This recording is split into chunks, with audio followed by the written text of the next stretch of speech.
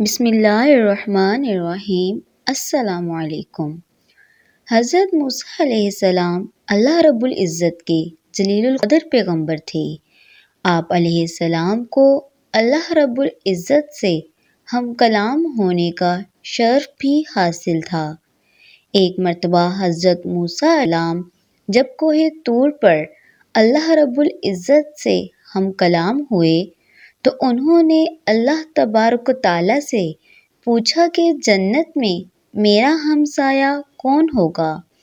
تو اللہ رب العزت نے فرمایا کہ فلاں شہر کا قصاب جنت میں تمہارا ہمسایہ ہوگا۔ حضرت موسیٰ علیہ السلام کو یہ سن کر بڑا تجسس ہوا کہ وہ قصاب آخر ایسا کون سا عمل کرتا ہے جس سے اس قصاب کو اتنا بڑا رتبہ حاصل ہوا ہے۔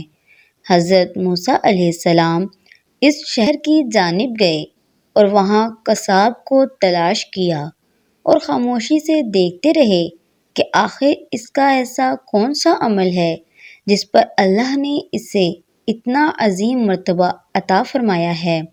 دن بھر اس قصاب نے معمول کے مطابق گوشت فروخت کیا، لیکن ایک گوشت کا ٹکڑا الگ رکھا، پھر اس ٹکڑے کو تھیلے میں ڈال کر گھر کی جانب چلا۔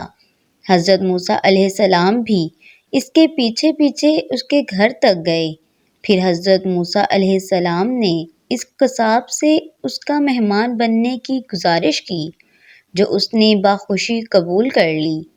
حضرت موسیٰ علیہ السلام اس کے ساتھ اس کے گھر کے اندر تشریف لے گئے تو اس شخص نے لائے ہوئے گوشت کو اچھی طرح پکایا اور پھر چند بوٹیوں کو اپنے دانتوں سے چبا کر نرم کیا۔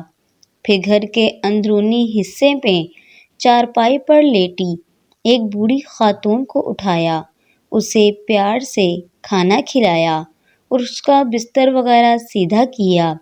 پھر اس بوڑھی خاتون نے اس قصاب کے کان میں کچھ کہا جس پر وہ مسکرا دیا۔ قصاب نے اس عورت کو بستر پر لٹایا اور خود کمرے سے باہر آ گیا۔ پھر اس نے حضرت موسیٰ علیہ السلام کو کھانا کھلایا۔ کھانا کھانے کے بعد حضرت موسیٰ علیہ السلام نے اس سے دریافت کیا کہ بستر پر لیٹی ہوئی خاتون کون ہے اور اس نے تمہارے کان میں کیا کہا تھا؟